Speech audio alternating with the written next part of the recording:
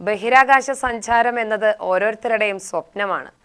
അതിന് സാക്ഷ്യം വഹിക്കാൻ പോവുകയാണ് പാലക്കാട് നിന്നും ഒരു വ്യക്തി.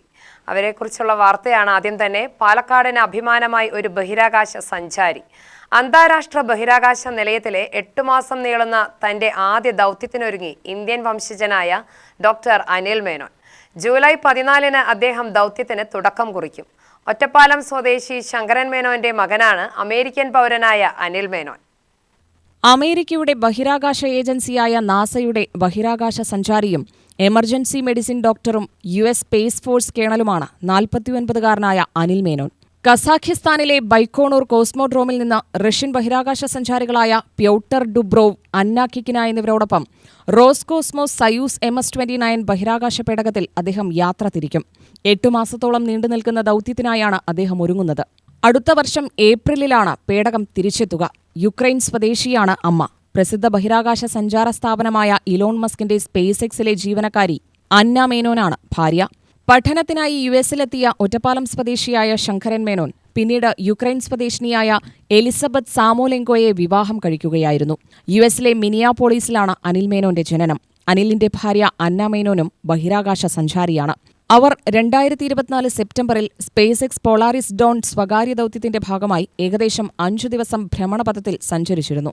വൈദ്യശാസ്ത്രം, പ്രതിരോധ മേഖല, മനുഷ്യ ബഹിരാകാശ യാത്ര എന്നിവയിൽ അനിൽ മേനോൻ കരിയർ കെട്ടിപ്പടുത്തു. US എയർഫോഴ്സിൽ പ്രവർത്തിക്കുന്നതിനിടെ ഓപ്പറേഷൻ എൻഡ്യൂറിംഗ് ഫ്രീഡത്തിന്റെ ഭാഗമായി അഫ്ഗാനിസ്ഥാനിൽ ജോലി ചെയ്തിട്ടുണ്ട്. എവറസ്റ്റിൽ പർവ്വതാരോഹകർക്ക് വൈദ്യസഹായം നൽകുന്ന ഹിമാലയൻ റെസ്ക്യൂ അസോസിയേഷനിലും പ്രവർത്തിച്ചിട്ടുണ്ട്.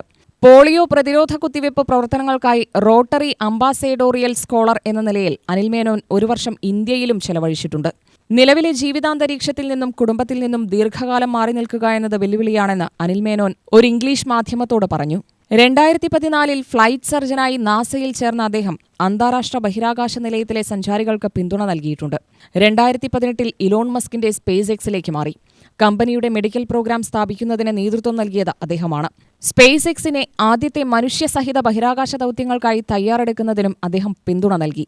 ചന്ദ്രനിലേക്കും ചൊവ്വയിലേക്കുമുള്ള ഭാവി ദൗത്യങ്ങൾക്കായി രൂപകൽപ്പന ചെയ്ത ഹെവി ലിഫ്റ്റ് ലോഞ്ച് സംവിധാനമായ സ്റ്റാർഷിപ്പിന്റെ വികസനത്തിന് പിന്നിലും അനിലിന്റെ സംഭാവനകളുണ്ട്.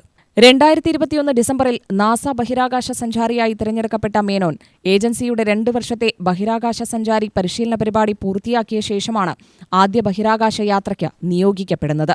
ബഹിരാകാശ നിലയത്തിൽ താമസിക്കുന്ന കാലത്ത് ദീർഘകാല ബഹിരാകാശ യാത്രകൾ, മനുഷ്യ ശരീരത്തിൽ ഉണ്ടാക്കുന്ന ഫലങ്ങൾ വിലയിരുത്തുന്നതിനുള്ള പരീക്ഷണങ്ങൾ അടക്കമുള്ളവ മേനോൻ നടത്തും.